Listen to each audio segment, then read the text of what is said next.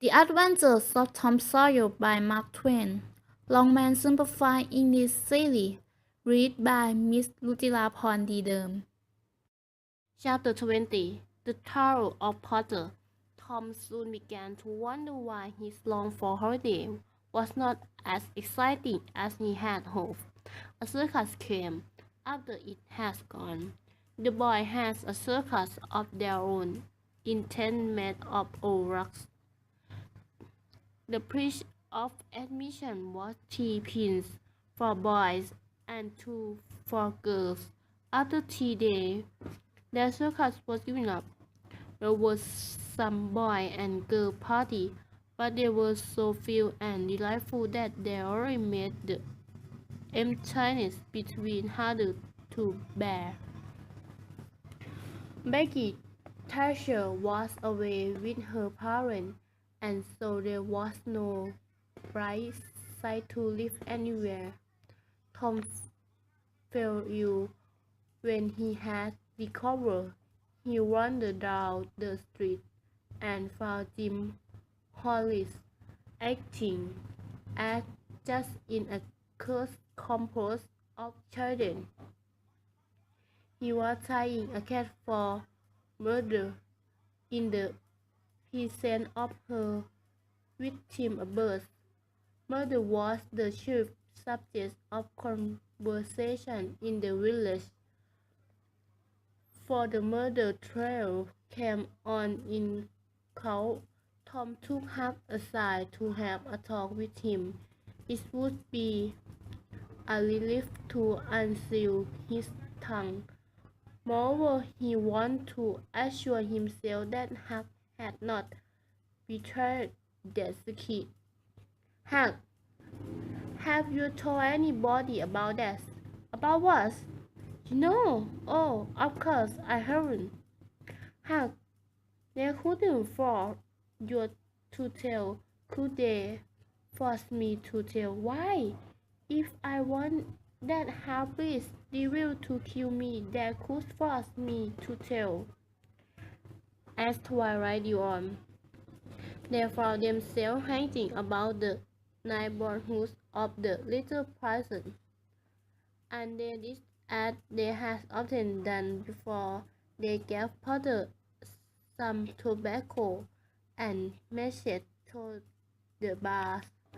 They felt very cloudy and treacherous when Potter said, "You have been very good to me, boys. I often say to myself, I used to make all the boys kite and think and show them the best fitting place and befriend them when I could, and now they've forgotten me when I'm in trouble."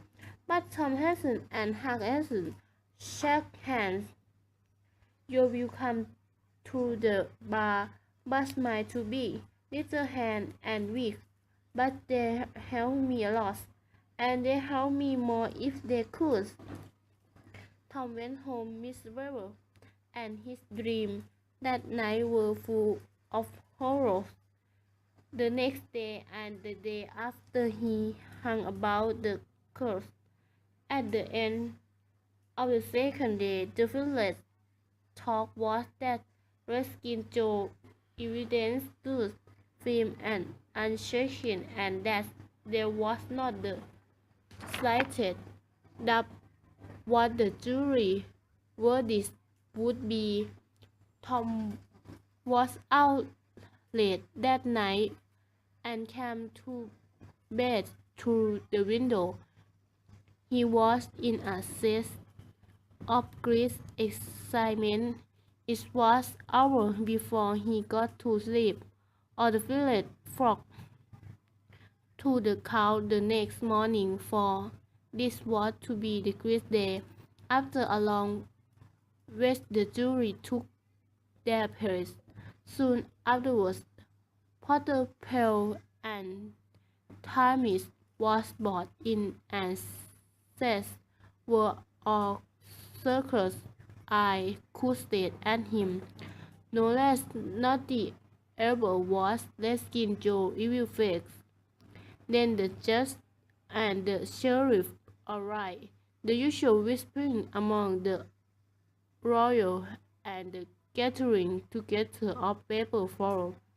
This detail and the accompanying delay gave an impressive sense of implication. Now, a witness was called who said that he found Potter watching in a stream at an early hour on the morning when the murder was discovered, and that he immediately kept away. After some questioning, the lawyer for the prosecution says, examined the witness. The lawyer for the defense said, I have no question to ask him. The next witness described the frightness of the night near the body. The lawyer for the prosecution says, examined the witness. I have no question to ask him, was the lawyer reply. A third witness swore that he had often seen the night in Potter's possession. Examined witness Potter lawyer refused to question him.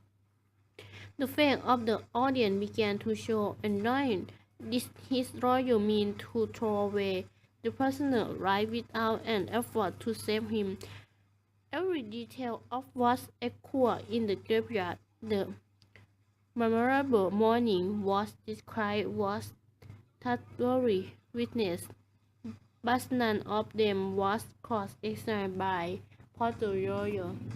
The lawyer for the prosecution now says, by the oath of citizens who was in above suspicion, we have shown beyond all possibility of suspicion, we have shown how that his awful crime was commissioned by the prisoner.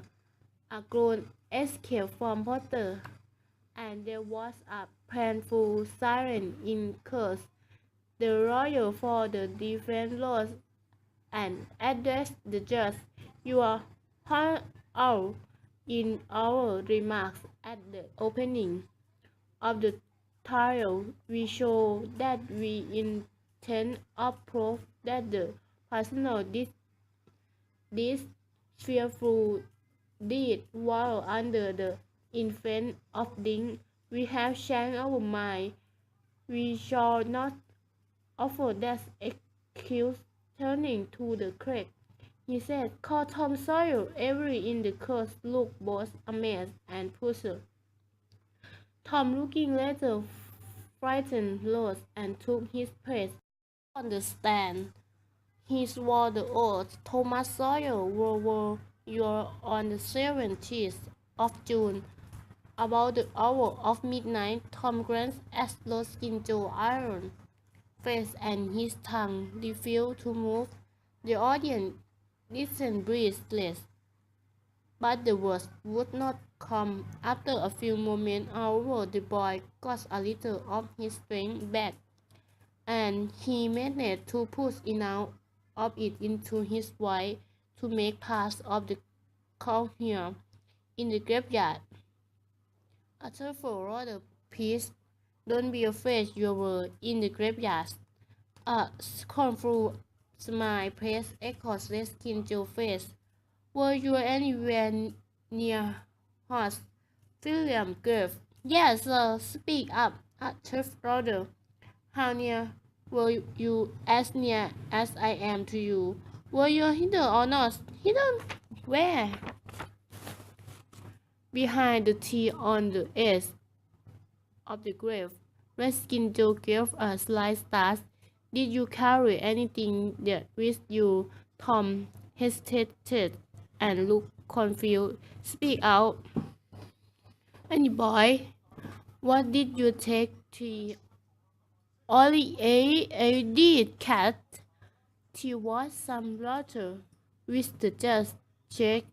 Were Shaw produced the remains of that cat as evidence. Now, my boy, tell us everything that's occurred. Tell it in your own way. Don't omit anything and don't be afraid. Tom began hesitatingly at first, but soon he would fall more and more asleep with parted lips. The audience listened to his terrible list, and as the doctor brought the board down, and Potter fell, let Skin Joe jump with the knife and cast as quiet as lightning. The harpist sprang towards a window, tore his way tore all who tried to stop him, and was gone. Tom was a hero once more, the pet of the old and the envy of the young. His name was even printed for the village newspaper. Reports the part he had played. Tom they were day of glory, but his night was season of horror. Reskin Joe was present in all his dreams, and always with fatal gleam in his eye. Nothing could persuade the boy to go out of door after sunset. Poor Huck was in the same state of terror, for Tom had told the old story to the lawyer the night before the trial, and Huck feared that his share in the matter might be found out, since Tom's conscience had driven him to betray his oath. Huck, confident in the human race, had practically vanished during the day. Potter gratitude made Tom feel glad that he had spoken, but at night he wished that he had said nothing. Rewards were offered. The county was searched, but the Skin Joe was not found. The day went slowly by, and each day Tom felt a little less afraid.